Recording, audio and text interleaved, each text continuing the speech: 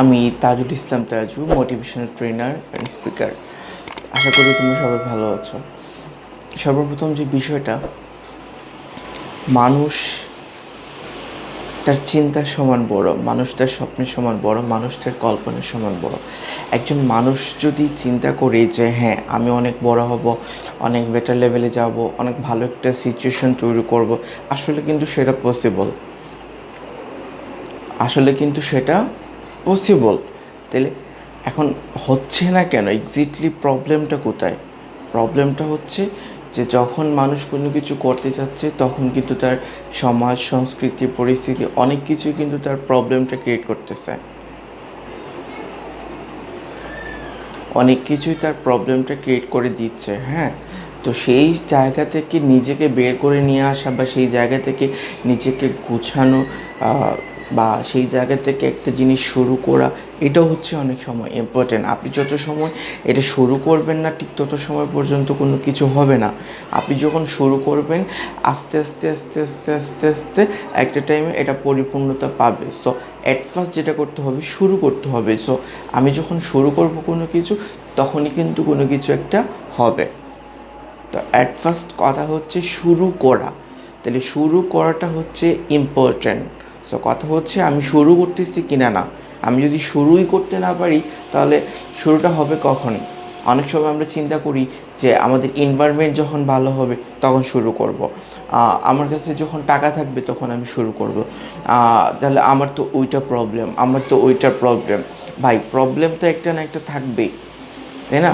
Problem লাইফে থাকবে, এটাই স্বাভাবিক। সো প্রবলেম কখন শেষ হবে? প্রবলেম ঠিক তখনই শেষ হবে যখন মানুষ মারা যাচ্ছে। মানুষ মারা যাওয়ার আগ পর্যন্ত কিন্তু মানুষের প্রবলেম শেষ হবে না। তাই আজকে যারা মারা গেছে তাদের প্রবলেম সলভ হয়ে গেছে। সো যারা জীবিত আছে তাদের কিন্তু প্রবলেম আছে। এখন প্রবলেম কীরকম? অনেক সময় আমরা মনে করি যেটা হচ্ছে যে টাকা আছে সে অনেক ভালো, সে এক্স্যাক্টলি হয়তো বা সে কোনো না কোনো প্রবলেম ফেস করতেছে, হয়তো সে কোনো না কোনো কারণে ভালো নাই, হয়তো তার কাছে অনেক টাকা আছে কিন্তু দেখো তার স্ত্রীর হয়তো চরিত্রটা ভালো না, হয়তো তার স্ত্রী চরিত্র ভালো কিন্তু তার স্ত্রী তার কথা শোনে না, হয়তো সব কিছু ঠিক আছে, তার একটা ছেলে হয়তো পঙ্গু। কিন্তু আবার দেখো একজনের ছেলে হয়তো ভালো আছে কিন্তু কথা শোনে না। তার মানে একজন মানুষ কিন্তু কখনো পরিপূর্ণ হতে পারে না, বা এটা পসিবল না। প্রত্যেকটা মানুষের জীবনে একটা না একটা প্রবলেম লেগে থাকবেই, এটা কিন্তু স্বাভাবিক। প্রবলেম শেষ হয়ে গেলে লাইফ শেষ। তাহলে প্রবলেম মানুষের জীবনের একটা অংশ। সো এটাকে মেনে নিতে হবে। এটাকে যখন আমরা মেনে নিব যে না, আমি যতদিন পৃথিবীতে বেঁচে থাকবো প্রবলেম আমার সাথে থাকবে, প্রবলেমকে যখন আমরা একটা গেমের মতো দেখব, ঠিক তখনই কিন্তু প্রবলেমগুলো সলভ হতে থাকবে। যেমন আমরা যখন গেম খেলতাম একটা সময়, নকিয়া মোবাইল ছিল, ফার্স্ট টাইম যখন গেম খেলতাম তখন সাপ গেম খেলতাম। তো ওই সাপ গেমের মধ্যে একটা বিষয় ছিল যে ফার্স্ট লেভেলটা আমি যখন শেষ করতাম তখন আমার কাছে সেকেন্ড লেভেলটা চলে আসতো, সেকেন্ড লেভেলটা যখন আমি শেষ করতাম থার্ড লেভেল চলে আসতো, থার্ড লেভেল যখন শেষ করতাম ফোর্থ লেভেল চলে আসতো, ফোর্থ যখন শেষ হতো ফাইভ হতো। তো ঠিক তদ্রুপ প্রত্যেকটা গেমের মতো কিন্তু লাইফের প্রবলেমগুলোকে সলভ করতে হবে যে হ্যাঁ আমি এই প্রবলেমটা সলভ করে ফেলেছি, এখন আমাকে সেকেন্ড প্রবলেমের দিকে যেতে হবে, সেকেন্ড প্রবলেম সলভ, তাহলে থার্ড প্রবলেমের দিকে যেতে হবে, থার্ড প্রবলেম সলভ, তাহলে ফোর্থ প্রবলেমের দিকে যেতে হবে। সো আমি যখন একটা একটা করে প্রবলেমগুলো সলভ করব তখন কিন্তু সামনের দিকে অগ্রসর হব। সো প্রবলেম থাকবে, প্রবলেম থাকাটা একদম স্বাভাবিক। আরেকটা ব্যাপার হচ্ছে যে আমরা যখন কোনো কিছু করতে যাই তাহলে অ্যাট ফার্স্ট আমরা কী বলি যে ইম্পসিবল, এটা আমার দ্বারা হবে না। যদি ইম্পসিবল বলেন, আর এই জায়গার মধ্যে সবচেয়ে ইম্পর্টেন্ট পয়েন্ট হচ্ছে এই পৃথিবীর মধ্যে যদি একজন মানুষও এই কাজটা করে থাকে অথবা করেছে অতীতে বা করতেছে এবং সে যদি এই কাজ দ্বারা সফল হয়ে থাকে, আপনি নিশ্চিত থাকেন আপনি এই কাজ দ্বারা সফল হবেন। কোজ ইম্পসিবল নিজেই বলতেছে আই এম পসিবল। আপনি পুরো ইম্পসিবলটাকে নেন, ইম্পসিবলটাকে নেওয়ার পরে আপনি আইকে আলাদা করেন, প্রথম যে ইম্পসিবলের ফার্স্ট যে আইটাকে আলাদা করেন, এমটাকে আলাদা করেন, আর তারপরে পসিবলটাকে আলাদা করেন। দেখেন এখানে কি হয়ে গেছে, আই অ্যাম পসিবল। তার মানে ইম্পসিবল নিজেই বলতেছে আমার দ্বারা সম্ভব। তার মানে একজনও যদি অতীতে করে থাকে পৃথিবীতে এই কাজটা, তাহলে এটা পসিবল। হেরে যাওয়া মানে ব্যর্থতা নয়, যাত্রা একটু দীর্ঘ হয়। আমরা যখন ছোট ছিলাম, আমরা যখন একদম ছোট ছিলাম, তখন আপনি মনে করে দেখেন, আপনি জীবনে যখন ফার্স্ট টাইম হাঁটা শিখেছেন, প্রথমবার কি হেঁটে ফেলেছেন? না। আপনি ডেফিনেটলি প্রথমবার যখন হাঁটতে গেছেন, আপনি পড়ে গেছেন। তারপরে ওখান থেকে পড়ে যাওয়ার পর কি হলো? আপনি পড়ে গেছেন, আপনি কি পড়ে গিয়ে শুয়েছিলেন? না। তখন আপনার হারাবার ভয় ছিল না, তখন আপনার হারাবার কোনো ভয় ছিল না, তখন আপনি আবার উঠে দাঁড়িয়েছেন। আপনি আবার উঠে দাঁড়িয়ে কী করেছেন? আবার স্টার্ট করেছেন, হাঁটা ট্রাই করেছেন, আপনি আবার পড়েছেন, আপনি আবার উঠেছেন, আপনি আবার পড়েছেন, আপনি আবার উঠেছেন, আপনি আবার পড়েছেন, আপনি আবার উঠেছেন, আপনি আবার পড়েছেন, আপনি আবার উঠেছেন, আপনি আবার পড়েছেন। এভাবে যখন আপনি কন্টিনিউ যখন করতে করতে করতে করতে একটা পর্যায়ে কিন্তু আপনি আর পড়তেছেন না, আপনি কিন্তু হাঁটা শুরু করে দিয়েছেন। হাঁটা শুরু করতে করতে করতে একটা পর্যায়ে দৌড়ানো শুরু করে দিয়েছেন। ওই 6 মাসের ট্রাইটা, ওই 7 মাসের ট্রাইটা, ওই 1 বছরের ট্রাইটার কারণে আজকে সারাটা জীবন ধরে আপনি হাঁটতেছেন। তার মানে সাকসেস ঠিক ওই রকম, প্রথম 6 মাস, প্রথম 1 বছর, প্রথম 2 বছর আপনাকে পড়তে হবে, আপনাকে ফেল করতে হবে, আপনাকে শিখতে হবে এক্স্যাক্টলি কীভাবে হাঁটা যায়। তো আপনি যেই ইন্ডাস্ট্রির মধ্যে আছেন, যে ম্যানেজমেন্টের মধ্যে আছেন, যে কোম্পানির মধ্যে আছেন, আপনি হয়তো ফার্স্ট টাইম অনেক কিছুই জানবেন না, বা আপনি যে স্বপ্নের পিছনে ছুটতেছেন, বা আপনি যে আপনার স্টার্টআপ কোম্পানিটা শুরু করেছেন, বা আপনি যে আপনার যাত্রাটা শুরু করেছেন, সো অ্যাট ফার্স্ট কিন্তু আপনি হাঁটাটা শুরু করেছেন, সো আপনি এই হাঁটা সম্পর্কে দক্ষ না, আপনি অনেক কিছুই জানেন না। কিন্তু আপনি যখন করা শুরু করবেন, আপনি যখন কন্টিনিউ করবেন, তখন কিন্তু হাঁটি হাঁটি পা পা করে আপনার সামনের দিকে যাওয়াটা কিন্তু শুরু হয়ে যাবে। সো আপনাকে অ্যাট ফার্স্ট শুরু করতে হবে। বাংলাদেশ যখন স্বাধীন হয়েছিল, তখন কিন্তু আমাদের কাছে কোনো কিছু ছিল না। বঙ্গবন্ধু একটা কথা বলেছিলেন 7ই মার্চের ভাষণের, যে ভাষণটা ছিল ঐতিহাসিক ভাষণ, ওই ভাষণের মধ্যে উনি বলেছেন, তোমাদের যা কিছু আছে তা নিয়ে দেশ স্বাধীন করতে হবে, তা নিয়ে যাত্রা শুরু করো। কিন্তু ওনার ওই একটা ভাষণের কারণে বাংলাদেশের মানুষের কাছে যখন কোনো কিছু ছিল না, কোনো অস্ত্র ছিল না, মানুষ লাঠি সোঁটা নিয়ে যাত্রা শুরু করেছে। যাত্রা যখন মানুষ শুরু করেছে, তখন কিন্তু আদার্স কান্ট্রি আমাদেরকে হেল্প করেছে, আমাদেরকে ইন্ডিয়া হেল্প করেছে। সো আমাদের দেশের যে মানুষগুলা, তখন তারা হৃদয় থেকে মেনে নিয়েছে যে বাঁচার মতো বাঁচবো, বাঁচতে হলে বাঁচার মতো বাঁচবো। সো ওই মেন্টালিটি যখন তারা ক্রিয়েট করে ফেলেছে, তখন তাদের ওই লাঠি চোটার কাছে বন্দুক হার মানতে বাধ্য হয়েছে। তার মানে তাদের যাত্রাটা শুরু হয়েছে একটা লাঠি চোটা দিয়ে, একটা দা দিয়ে। 100টা দা আর একটা বন্ধু এনাফ, কিন্তু তাদের কনফিডেন্স ছিল যে ইয়েস, আমাকে এনিহাউ এটা করতেই হবে। সো এই চিন্তাটা যখন তাদের মধ্যে আসা হলো, এই চিন্তাটা নিয়ে যখন তারা কাজ করলো, এই চিন্তা নিয়ে যখন তারা সামনের দিকে অগ্রসর হলো, তখনই কিন্তু রেজাল্টটা বের হয়ে আসলো। তাহলে আমাকে এট ফার্স্ট চিন্তা করতে হবে আমি কী করতেছি, কেন করতেছি, কীভাবে আমি অগ্রসর হব।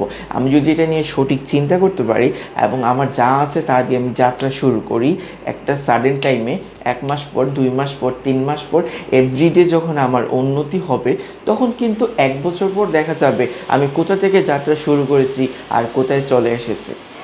মানুষের জীবনে যদি প্রত্যেকটা দিন যদি তার উন্নতির দিকে না যায়, তাহলে সেই জীবনটাই বৃথা। তাহলে আজকে যে লেভেলে আছে, সেই লেভেল থেকে 1 স্টেপ উপরে যেতে হবে। এটা হতে পারে নলেজের দিকে, এটা হতে পারে পোশাকের দিকে, এটা হতে পারে বডি ফিটনেসের দিকে, এটা হতে পারে আমার কমিউনিকেশন গ্যাপটাকে স্ট্রং করাকে, মানে এভরিথিং মিলে আমাকে 1 স্টেপ যদি আমি উপরে নাই যেতে পারি, তাহলে আমি ডেফিনেটলি শিওর আমি পিছনে চলে যাব। আপনি যদি উপরের দিকে না যান, আপনি নিচের দিকে যাবেন, এটা কনফার্ম। আপনি কখনো সমতলে থাকতে পারবেন না, কারণ সমতলে থাকা যায় না। হয় উপরে যাবেন আর না হয় নিচে যাবেন। তাহলে উপরে যাওয়ার জন্য কি করতে হবে? আমাকে কন্টিনিউ নিজেকে শুধরাতে হবে, নিজেকে ডেভেলপ করতে হবে, নিজেকে চেঞ্জ করতে হবে, নিজের মেন্টালিটি চেঞ্জ করতে হবে, দেন আমি উপরের দিকে যাচ্ছি। তার মানে উপরের দিকে যাওয়ার জন্য আমাকে ওইরকম থিঙ্কিংটা সেট আপ করতে হবে। থিঙ্কিংটা যখন আমার সেট আপ হয়ে যাবে, দেন আমি উপরের দিকে যাওয়া কিন্তু শুরু করে দেব। Yes or no? এটা গেল। তারপরে যেটা হচ্ছে যে একটা সুন্দরী মেয়ে রাস্তা দিয়ে যাচ্ছিল, একটা সাদা ড্রেস পরে। তো একটা ছেলে বলতেছিল, হ্যালো ম্যাডাম, লাল ড্রেসে আপনাকে হেভি লাগতেছে। মেয়েটা বলে, কি রে পাগল নাকি, আমাকে লাল ড্রেসে হেভি লাগতেছে, বাট হোয়াই, আমি তো লাল ড্রেস পরি নাই। মেয়েটা বলে, ধ্যাৎ পাগল, বলে চলে যাচ্ছে সামনের দিকে। আরও কিছুক্ষণ যাওয়ার পরে আরেকটি ছেলে বলতেছে, হ্যালো ম্যাডাম, কালো ড্রেসে আপনাকে হেভি লাগতেছে। মেয়েটা আবার অবাক, কি বলে, কালো ড্রেসে আমাকে হেভি লাগতেছে, কি বলে? তখন মেয়েটা সামনের দিকে চলে গেল। আরও কিছুক্ষণ পর আরেকটা ছেলে বলতেছে, হ্যালো ম্যাডাম, সবুজ ড্রেসে আপনাকে হেভি লাগতেছে। মেয়েটা বলে, পাগল নাকি, সবুজ ড্রেসে আমাকে হেভি লাগবে কেন? মেয়েটা জামার দিকে তাকায়, দেখে আমি সাদা জামা পরে আছি, আর ওখানে ও বলতেছে সবুজ জামা পরে আছি।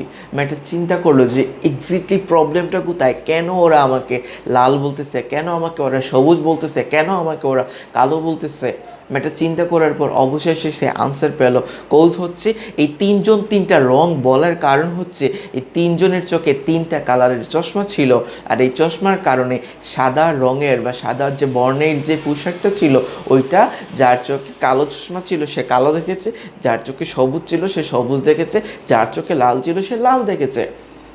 ঠিক তদ্রূপ আপনি যে জিনিসটাকে সাদা পরে আছেন বা আপনি যে গোলটা সেট আপ করে বসে আছেন, এটা আপনি যেভাবে দেখতেছেন বা আপনি যে কালারটা দিয়েছেন, আশেপাশের মানুষ কিন্তু সেই কালারে দেখছে না। সে তার ব্যর্থতার গ্লানি, তার অতীতের এক্সপিরিয়েন্স থেকে এটাকে যেভাবে দেখতেছে বা যে মাধ্যমে দেখতেছে, সে ওই ভাবটাকে, ওই মাধ্যমটাকে সেট আপ করে নিয়ে বলতেছে এইরকম। আসলে কিন্তু এক্স্যাক্টলি ওই রকম না, সেটা আপনিও ভালো জানেন, আমিও ভালো জানি। কারণ আপনার ড্রেস আপটা কী ছিল, সাদা ছিল। তাহলে মানুষ তার চিন্তার সমান বড়, মানুষ তার স্বপ্নের সমান বড়, মানুষ তার কল্পনার সমান বড়।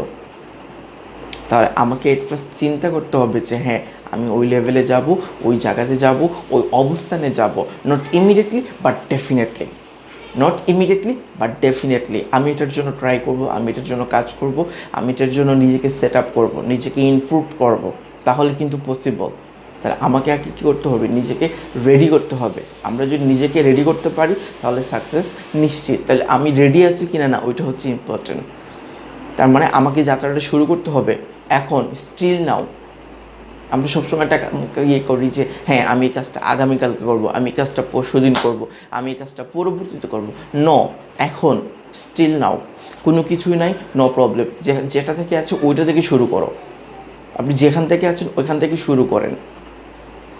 অনেক সময় আমরা বলি যে টাকা পয়সা হোক তারপর আমি এই কাজটা শুরু করব, আর টাকা বলে তুমি কাজটা শুরু করো তারপর আমি তোমার কাছে আসবো। তাহলে আগে আমাকে শুরু করতে হবে। আমি যদি শুরু করি তাহলে আমার কাছে টাকা পয়সাও আসবে, আমার কাছে সব কিছু আসবে। সো আমাকে অ্যাট ফার্স্ট শুরুটা করতে হবে।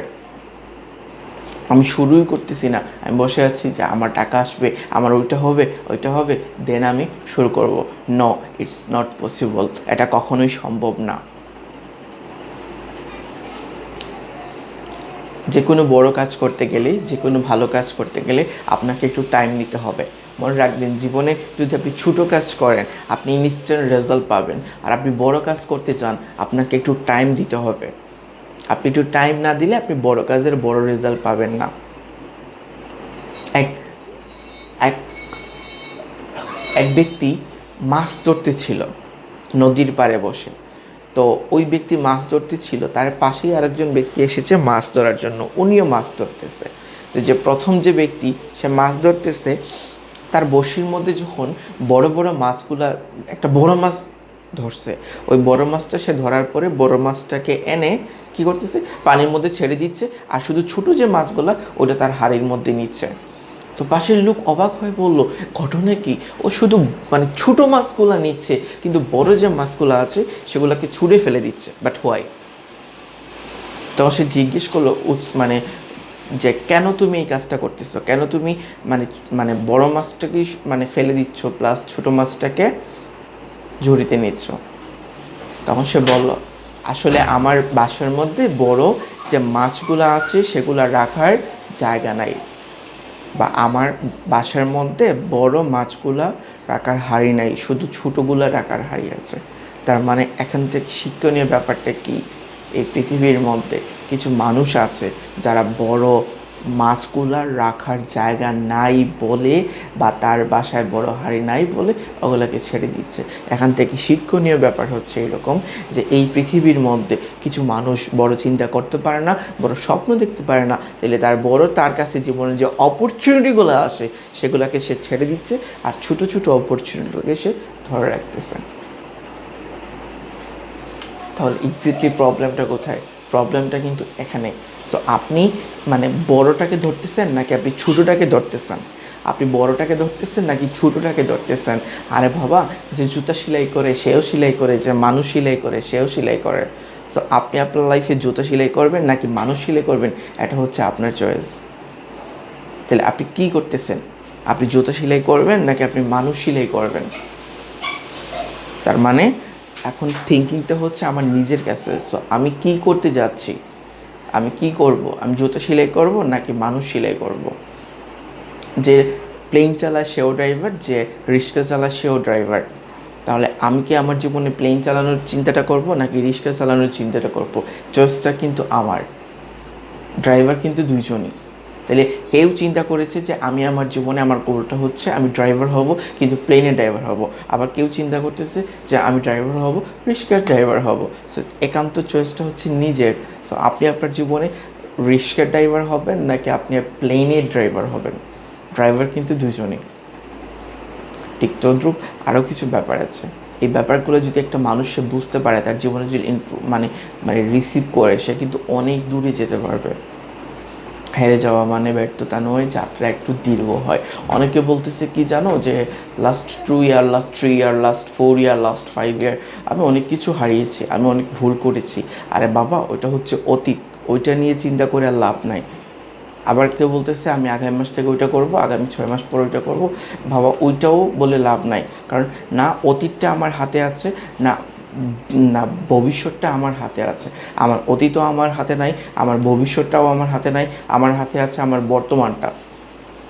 তার মানে আমি যদি আমার বর্তমানটাকে ঠিক করতে পারি, আমার অতীতও সুন্দর হয়ে যাবে, ভবিষ্যৎটাও সুন্দর হয়ে যাবে। তাহলে প্রশ্ন আসতে পারে অতীতটা কীভাবে ঠিক হবে? অতীতের যে ব্যর্থতার গ্লানি আছে সেটা মুছে যাবে, আর ভবিষ্যৎটা তো অটোমেটিকলি সুন্দর হয়ে যাবে। আপনার যখন নাম হবে, আপনার যখন ফেম হবে, আপনার যখন অ্যাচিভমেন্ট হবে, আপনার যখন মানি হবে, সবার দৃষ্টিভঙ্গি পাল্টে যাবে। তার মানে আপনার শুধুমাত্র বর্তমানটা আছে। সো আমরা আমাদের বর্তমানটাকে কাজে লাগিয়ে, এই মুহূর্তটাকে কাজে লাগিয়ে আমরা অনেক দূর যেতে পারি।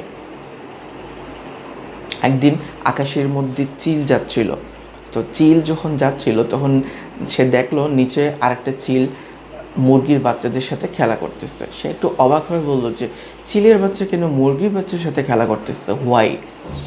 সে তখন কী করলো, নিচে আসলো। নিচে আসার পরই কী করলো, যে ওই ছোটো চিলকে জিজ্ঞেস করলো যে মানে তুই এখানে কি করিস? সে বলতেছে আমি তো আমার গোত্রের লোকের সাথে, মানে হচ্ছে আমি আমার সমাজের লোকের সাথে ঘুরতেছি, খেলাধুলা করতেছি। তখন উপরের চিলটা অবাক হয়ে বলল, তুমি তো মুরগির বাচ্চা না, তুমি তো চিলের বাচ্চা, তাহলে তোমার স্থান হবে আকাশে, তোমার স্থান মাটিতে কেন?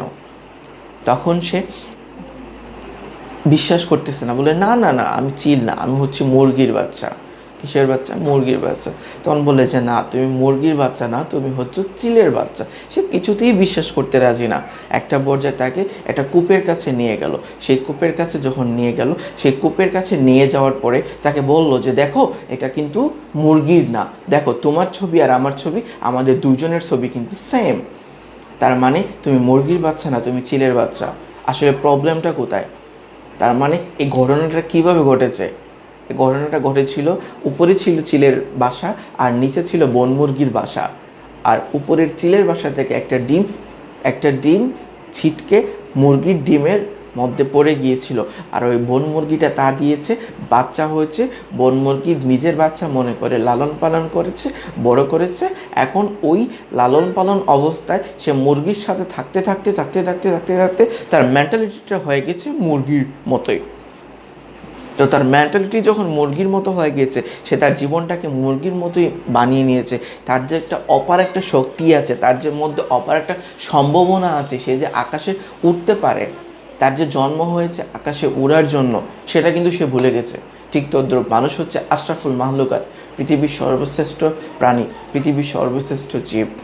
তাহলে মানুষ ঠিক তদ্রূপ ভুলে গিয়েছে যে সে চাইলে অনেক কিছুই করতে পারে। এই পৃথিবীর মধ্যে দুই টাইপের মানুষ আছে, যারা এই ঘাড়ের উপরের অংশটাকে ব্যবহার করে, আর আরেক টাইপের মানুষ হচ্ছে এই ঘাড়ের নিচের অংশটাকে ব্যবহার করে। এই পৃথিবীর মধ্যে যারা এই ঘাড়ের উপরের অংশটাকে ব্যবহার করে তারা হয়ে যাচ্ছে বিলিয়নারি, মিলিয়নারি, বিলিয়নারি, মিলিয়নারি, ট্রিলিয়নারি। সো আর এই ঘাড়ের অংশটাকে যারা, নিচের অংশটাকে যারা ইউজ করতেছে তারা হচ্ছে 100 টাকার মালিক, 1000 টাকার মালিক, সর্বোচ্চ লাখ টাকার মালিক, এর বেশি না। পৃথিবীর বড় বড় মানে যত কোম্পানির অনার আছে, সিও আছে, বড় বড় ব্যক্তি আছে, তারা কিন্তু উপরের অংশটাকে ব্যবহার করে সফল হয়েছে। আর যারা নিচের অংশটাকে ব্যবহার করেছে তারা কখনো ওই রকম লেভেলে যেতে পারে না, তারা সারাটা জীবন লেবার হয়ে কাটিয়ে দিয়েছে। সো চয়েস আপনার। আপনি কি আপনার জীবনে এই উপরের অংশটাকে ব্যবহার করবেন নাকি নিচের অংশটাকে ব্যবহার করবেন? আমরা সবসময় মানে যে ইনভেস্টগুলো করি, আমরা কিসে ইনভেস্ট করি? আমাদের জীবনে টাকা আসলে আমরা যে জায়গাতে ইনভেস্ট করি ওটা হচ্ছে পেটের উপর ইনভেস্ট করি, খাওয়ানোর উপর ইনভেস্ট করি। আমরা যে জায়গাগুলোর মধ্যে ইনভেস্ট করি, আমরা ব্যাংকের মধ্যে টাকা রাখি, আমরা জমি জমা ফার্স্ট রাখি, ইটস রং। প্রপার্টি রাখি, এটা কিন্তু রং। কারণ আপনি যে যেটা করতেছেন, আপনি সারা জীবনে যে প্রপার্টিটা রাখবেন, আপনি যে সারা জীবনে যে ব্যাংকে যে আর্নটা করবেন, এটার চেয়ে বরং যদি আপনি অ্যাট ফার্স্ট যদি আপনার জীবনে 1 বছর, 2 বছর, 3 বছর যদি আপনি মানে 1 লাখ 2 লাখ টাকা যদি ওই জায়গাতে না রাখে আপনার এই ব্রেনটাকে স্ট্রং করার জন্য খরচ করেন, আপনার উপরের অংশটাকে যদি আপডেট রাখার জন্য খরচ করেন, কিভাবে এই পৃথিবীতে যুগের সাথে তাল মিলিয়ে চলা যায়, কিভাবে আরও নিজেকে ডেভেলপ করা যায়, কীভাবে বর্তমান যুগের মধ্যে মানুষ তার বিজনেসকে গ্রো করতেছে, একটা কোম্পানিকে গ্রো করতেছে, আর একটা লেভেলে নিয়ে যাচ্ছে, তার স্বপ্ন পূরণ করার জন্য কাজ করতেছে। এই জিনিসগুলো যদি একটা মানুষ বুঝতে পারে তাহলে ডেফিনেটলি সেও মিলিয়নারি, বিলিয়নারি হওয়া পসিবল। মিলিয়নারি হওয়ার নট এ হার্ড সাবজেক্ট, বিলিয়নারি হওয়ার not a hard subject. Just যে কাজটা করতে হবে, কপি করতে হবে। আপনি অনেক বড় একজন মাওলানা হতে চান, আপনার কাজ সিম্পলি আপনি মাওলানাকে কপি করে নেন, আপনিও মাওলানা হয়ে যাবেন, আপনিও মাওলানা হয়ে যাবেন।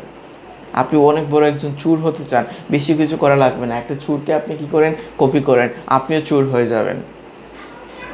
তার মানে জীবনে বড় হওয়াটা কি করতে হবে, কপি করতে হবে। ওই মানুষটা কি করে তার মতো হতে চান, ওই মানুষটা কি কি কাজ করে সেই কাজগুলো আপনি কপি করেন। সেই কাজগুলো কপি করলে আপনিও একটা টাইমে কিন্তু ওই লেভেলে চলে যাবেন, হয়তো 2 মাস, 4 মাস, 6 মাস, 1 বছর, 1.5 বছর। সো আপনাকে কপি করে নিতে হবে। সো আপনি যদি কপি করার মতো ক্যাপাবিলিটি রাখেন, কপি করার মতো যোগ্যতা রাখেন, কপি করার মতো চিন্তা করতে পারেন, তাহলে পসিবল। তাহলে অ্যাট ফার্স্ট যেটা চিন্তা করতে হবে, আমি কি কোনো কিছু হতে চাই, আমি কি এক্স্যাক্টলি আমার নিজের পরিবর্তনটা চাই, এটা হচ্ছে ইম্পর্টেন্স। সো আমাকে পরিবর্তন নিজেকে করতে হলে ওই মেন্টালিটি নিয়ে আসতে হবে। Attitude very important subject. একটা পজিটিভ অ্যাটিটিউড, একটা হচ্ছে negative attitude. Think positive, talc positive, work positive. তাহলে থিঙ্কিংটা অল টাইম পজিটিভ রাখতে হবে, চিন্তাটা।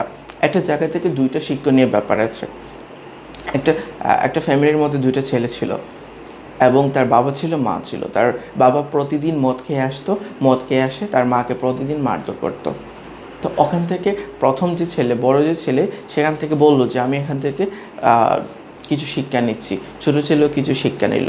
কিছুদিন পর তাদের মা বাবা মারা গেল, তারাও 2 জন বিয়ে করলো। তো প্রতিদিন একজনের ঘর থেকে শুধু হাসির শব্দ শোনা যায় আর অন্যজনের ঘর থেকে শুধু কান্নার শব্দ শোনা যায়। তো একদিন গ্রামবাসী একত্রিত হয়ে বলল, তোমাদের কিছু কারণে আমরা অতৃষ্ট, প্রতিদিন এই ঘর থেকে উৎফুল্ল বা সুন্দরতা দেখি, বাট এই ঘর থেকে কেন কান্নার শব্দ আসে? 2 ভাইকে দাঁড় করালো।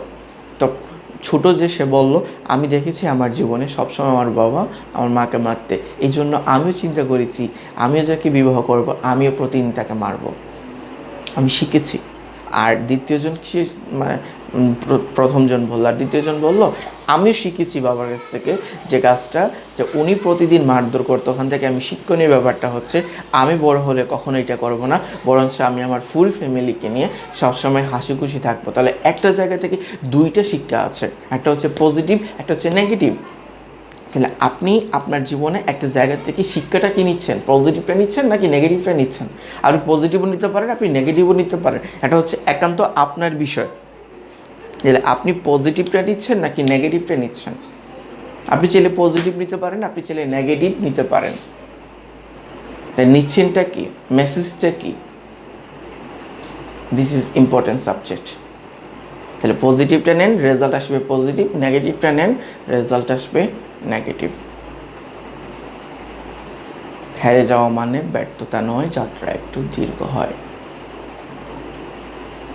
আমি বিলিভ করি মানুষ তার চিন্তার সমান বড়, মানুষ তার স্বপ্নের সমান বড়, মানুষ তার কল্পনার সমান বড়। তার মানে যেটা বলতেছিলাম, থিঙ্ক পজিটিভ, তারপর হচ্ছে কি টেল পজিটিভ, মানে কথা বলতে হবে পজিটিভলি। অনেকে বললো আহারে আমার দ্বারা কিছুই হবে না, তাহলে সে যখন নিজেই মেনে নিয়েছে কিছু হবে না, তাহলে হবে কোথা থেকে? একটা জিনিস বা একটা কাজ যখন আপনি পজিটিভ মেনে নেবেন, অ্যাট ফার্স্ট আপনাকে মেনে নিতে হবে। আপনি যখন মেনে নেবেন যে হ্যাঁ এটা হবে, তার মানে আপনি যখন মানে বিলিভ করে, আপনি যখন বিশ্বাস করে, যখন আপনি মনে করবেন যে এটা হবে, এটা হয়ে যাবে, আপনার বিলিভের উপর 90% ডিপেন্ড করে। সো অ্যাট ফার্স্ট কথা হচ্ছে আপনি বিলিভ করতেছেন কি না। তাহলে 90% ডিপেন্ড করে হচ্ছে বিলিভের উপর, মানে হচ্ছে বিশ্বাসের উপর। একটা সেল হয় 90% বিলিভের উপর। আপনি একটা শপে গেছেন, আপনি একটা শপের অনার, সো আপনি অ্যাট ফার্স্ট আপনি আপনার প্রোডাক্টের প্রতি বিশ্বাস নাই, আপনার প্রোডাক্টের প্রতি আপনার নিজের বিশ্বাস নাই, তাহলে আপনি অন্যজনকে কীভাবে বলবেন? তাহলে আপনি যখন কনফিডেন্স নিয়ে বলবেন যে এই পণ্যটা ব্যবহার করেন, আপনার মুখের যে ব্রণগুলো আছে ডেফিনেটলি এই ব্রণগুলো মানে চলে যাবে উইথ 7 ডে। তখন যে কাস্টমারটা আপনার কাছে আসলো সে চিন্তা করবে হ্যাঁ আমি যদি এটা নেই তাহলে 7 ডের ভিতরে আমার ব্রণটা কন্ট্রোলে চলে আসবে। সো আপনার বিলিভটা থাকাটা important, very very very important subject. So at first কথা হচ্ছে বিলিভ আছে কি না, কার প্রতি? নিজের প্রতি। সো নিজের প্রতি আগে বিলিভটা থাকতে হবে, বিলিভটা না থাকলে ওইটা হবে না। সো আপনি যখন সেল করতেছেন কোনো কিছু সেল করতেছেন, বিলিভটা হচ্ছে ভেরি ইম্পর্ট্যান্ট। সো বিলিভ যদি না থাকে তাহলে সেল হবে না। তারপর হচ্ছে কি ওয়ার্ক পজিটিভ। হ্যাঁ, এখন আমি থিঙ্ক করলাম পজিটিভ, মানে চিন্তা ধারণা আমার পজিটিভ, তারপরে কথাবার্তা হচ্ছে আমার পজিটিভ, তারপরে হচ্ছে আমার ওয়ার্কটা হতে হবে পজিটিভ, মানে কাজটা হতে হবে আমার পজিটিভ। আমার কাজটা যদি পজিটিভ না থাকে তাহলে রেজাল্টটা আসবে নেগেটিভ। সো আমি যদি একটা মানে মেশিন আছে, যে মেশিনের মধ্যে যদি আমি গম দেই তাহলে আমার কাছে আটা আসবে। আমি যদি একটা মেশিন মানে ধান ভাঙানোর যে মেশিনটা, সেটার মধ্যে যদি আমি কী দিই, ধান দিই, তাহলে চাল আসবে। আমি যদি সর্ষে দিই তাহলে সর্ষের তেল আসবে। তাহলে আমি যেটা দিচ্ছি ওইটার রেজাল্ট আসবে। কখনো আমি আম গাছ রোপণ করে জামের আশা করতে পারি না। সো আমি যে কাজটা করতেছি ওইটারই রেজাল্ট আসবে, আদার্স কোনো রেজাল্ট আসবে না। তাহলে আমি কি দিচ্ছি এটা হচ্ছে ইম্পর্টেন্ট। আপনি যেটা দিবেন সেটা রেজাল্ট আসবে। আপনি পজিটিভ কাজ করতেছেন, পজিটিভ রেজাল্ট পাচ্ছেন, নেগেটিভ কাজ করতেছেন, আপনি নেগেটিভ রেজাল্ট পাচ্ছেন। তাহলে আপনি কি কাজ করতেছেন, this is very important subject. আপনি কাজটা পজিটিভ করেন, রেজাল্টটা আপনার পজিটিভ আসবে।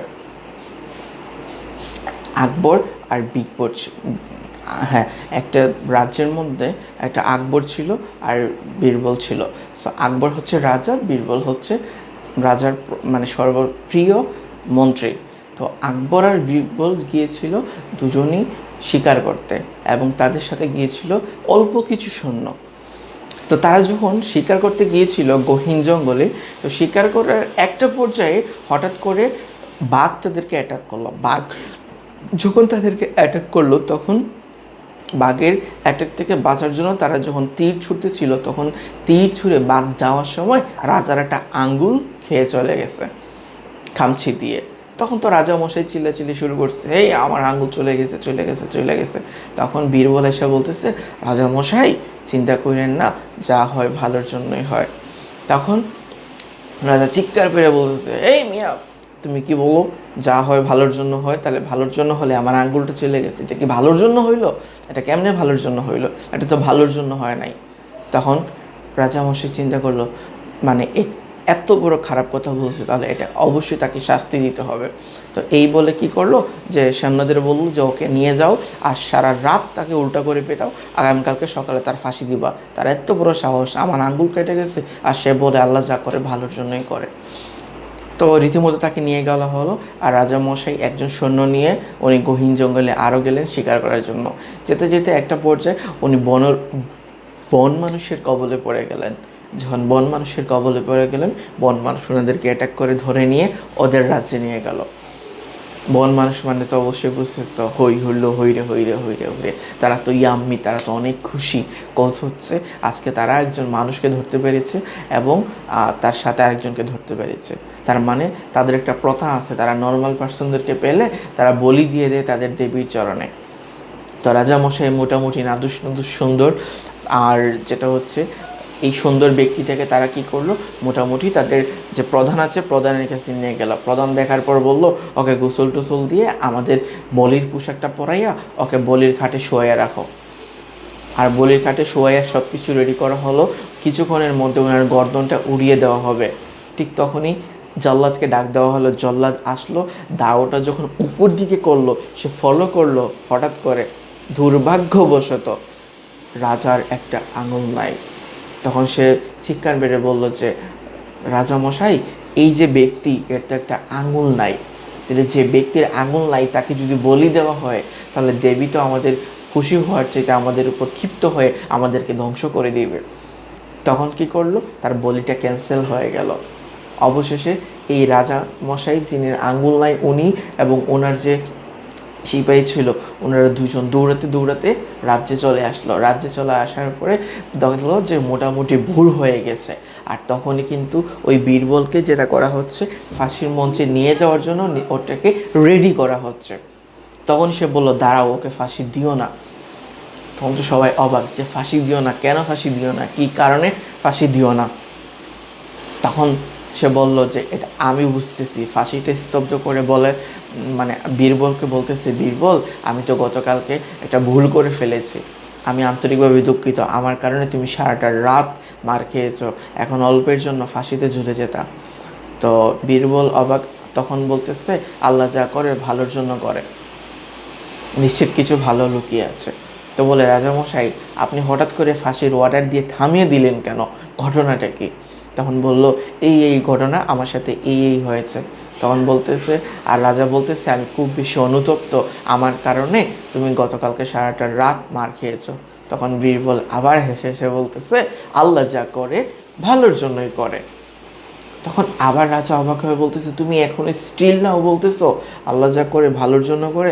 তখন সে বলল হ্যাঁ রাজা মশাই, আমি স্টিল নাও বলতেছি আল্লাহ যা করে ভালোর জন্য করে। কোজ এই কারণে, যদি গতকালকে আমি আপনার সাথে থাকতাম, যখন আপনাকে তারা বলি দিতে নিয়ে গেছে, তার মানে আমাকেও নিয়ে যেত। আপনার শরীরে কুৎসিত, আপনার একটা আঙুল চলে গেছে, বাট আমি তো কুৎসিত না, তার মানে আপনাকে যখন দিতে পারতো না তখন নিশ্চিত আমাকে দিত। তার মানে আল্লাহ যা করে ভালোর জন্য করে। সারা রাত জীবন, মানে জীবনের বিনিময়ে কিছু মার খেয়েছি, তবে এখনও আমি বেঁচে আছি। তো তার মানে জীবনে যেটা হচ্ছে, যখন যাই হচ্ছে, ওই যেটাই হচ্ছে না কেন ওইটাকে বলতে হবে অল ইজ ওয়েল, যা হয় ভালোর জন্যই হয়। তার মানে আল্লাহ যা করে ভালোর জন্যই করে, ওটা মেনে নিতে হবে।